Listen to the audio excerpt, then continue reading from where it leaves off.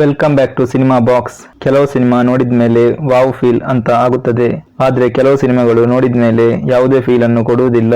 ಈ ಸಿನಿಮಾ ನೋಡಿದ ಮೇಲೆ ನನಗೊಂದು ಒಳ್ಳೆ ಫೀಲ್ ಅನ್ನು ಕೊಟ್ಟಿತ್ತು. ಅದು ಹೇಗಂತ ಈ ವಿಡಿಯೋದಲ್ಲಿ ಹೇಳುತ್ತೇನೆ. ಯಾರಾದ್ರೂ ಹೊಸೊಬ್ರು ಈ ಚಾನಲ್ ಅನ್ನು ನೋಡಿದ್ರೆ ಸಬ್ಸ್ಕ್ರೈಬ್ ಮಾಡಿ ಸಪೋರ್ಟ್ ಮಾಡಿ. ಸ್ಟೋರಿ ಬಗ್ಗೆ ಬಂದ್ರೆ, ಸಿದ್ಧಾರ್ಥ್, ರಾಧಾ, ಅನಾಯಿತಾ ಈ 3 ಜನರ ಸ್ಟೋರಿಯನ್ನು ಮೇನ್ ಆಗಿ ತೋರಿಸುತ್ತಾರೆ. ಸಿದ್ಧಾರ್ಥ್ ಬಗ್ಗೆ ಬಂದ್ರೆ ಅವನಿಗೆ ಒಂದು ಕ್ರಿಕೆಟರ್ ಆಗ್ಬೇಕಂತ ಆಸೆ ಇರುತ್ತದೆ. ಈ ಸಿನಿಮಾದ ಸ್ಟಾರ್ಟಿಂಗ್ ನಲ್ಲಿ ರಾಧಾ ಮತ್ತು ಸಿದ್ಧಾರ್ಥ್ ಅವರ ಮದುವೆಯನ್ನು ತೋರಿಸುತ್ತಾರೆ. ಸಿದ್ಧಾರ್ಥ್ಗೆ ಅವನ ಕಾಲೇಜ್ ಲೈಫ್ ಅಲ್ಲಿ ಒನ್ ಸೈಡ್ ಲವ್ ಇರುತ್ತದೆ.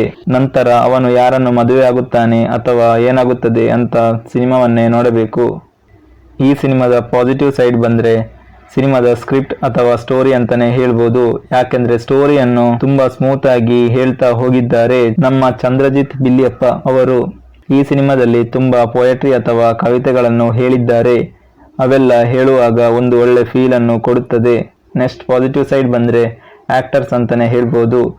ವಿಶಾನ್ ಗೌಡ, ಮಯೂರಿ ನಟರಾಜ್, ಅಂಕಿತಾ ಅಮರ್ ಇವರು ತುಂಬಾ ನ್ಯಾಚುರಲ್ ಆಗಿ ಆಕ್ಟಿಂಗ್ ಮಾಡಿದ್ದಾರೆ. ಅದು ಆಡಿಯನ್ಸ್ಗೆ ಕನ್ವಿನ್ಸಿಂಗ್ ಆಗೋ ತರ ಇತ್ತು. ಮ್ಯೂಸಿಕ್ ಸೈಡ್ ನೆಕ್ಸ್ಟ್ ಪಾಸಿಟಿವ್ ಅಂತ ಹೇಳ್ಬೋದು.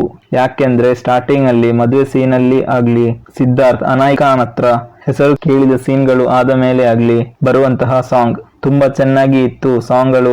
ಸಾಂಗ್ಗಳ ಮುಖಾಂತರ ಕಥೆಯನ್ನು ಹೇಳ್ತಾ ಹೋಗಿದ್ದಾರೆ.